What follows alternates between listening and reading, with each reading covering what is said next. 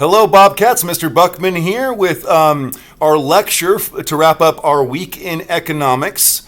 As a quick reminder, we talked about the circular flow of economics, and that's how businesses and households interact with one another.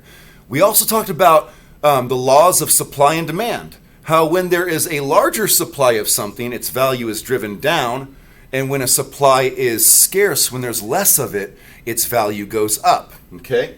And we also talked about the role of government in the circular flow of economics. But we really only talked about how governments receive taxes, money from both businesses and households, and how they give out public goods and services, things like schools, roads, libraries, and the such, okay? Let's start up here, if you guys would, a quick statement. Taxes and services by which I mean roads, parks, and schools, these are public, not private services, are exchanged directly between households, businesses, and the government. Okay? Let's take a look at the model that we've got, and I'll remind you of a few things.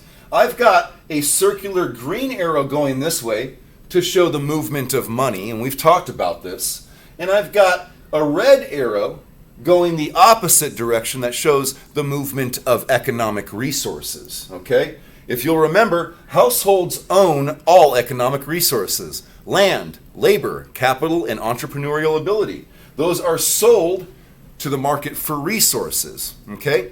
And those resources are bought by businesses. You can see them being sold to businesses. Businesses use those economic resources to produce goods and services, and those goods and services are sold in the market for goods and services, okay? Now, before we talk about government here, I just want to remind you that the market for resources is meant to negotiate the value of resources. Land, what is the value of rent for that land? Labor, what is a good wage for that labor? Entrepreneurial ability, should we give them a six-figure salary to be the CEO of the company, okay? So this is where wages and the price of resources will be negotiated, okay? It's kind of like a bargain, right? They kind of haggle back and forth a little bit. Likewise, in the market for goods and services, there is also a negotiation for price. Households want to pay as little as possible for goods and services, but businesses want to charge as much as they can for goods and services, so they have to negotiate those prices, okay? So that's what's happening regularly in the circular flow of economics. But on Thursday, we did something special. We put government in the middle here, and we showed how government is also interacting directly with households and directly with businesses. I have some other arrows that I've drawn here. We have businesses here that pay money, the green arrow, directly to the government. What is that money called?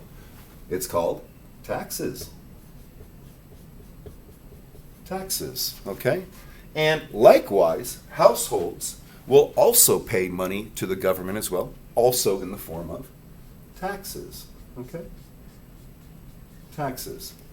Now, these purple arrows coming out of the government, going into both businesses and households, are the public services that both households and businesses enjoy on a regular basis, okay? For instance, the government will provide roads for goods and services to move from point A to point B, okay? Or we might have the government providing schools so children that live in the households can get a proper education, all right? We might have street lights on a city street in Phoenix to help both businesses and households. So we are exchanging money and goods and services with the government as well. Taxes are fed into the government. Goods and services are fed out of the government to households and businesses. This is what we discussed on Thursday. The question today here, it's important that we know that there are also times when the government interacts with the markets. Now, this is something that isn't really supposed to happen, and really the government will only interact with these markets when something wrong is happening with our economy, when there's a recession or a depression, or if there needs to be a minimum wage established because they haven't been paying attention to that for a while. Or if a workplace becomes dangerous and the business is not bothering to buy safety measures for that workplace, the government might step in to help protect households. Okay? We're going to talk about that today in our lecture, and I'm going to be giving you examples from 4 major periods in American history where our government has interacted with both the market for resources, land, labor, capital, and entrepreneurial ability, but they have also interacted with the market for goods and services, meaning they actually set prices for certain goods and services. Okay? So we're going to get to market and resources, market for goods and services, and how the government interacts with both. I'm going to break this into 4 periods in American history.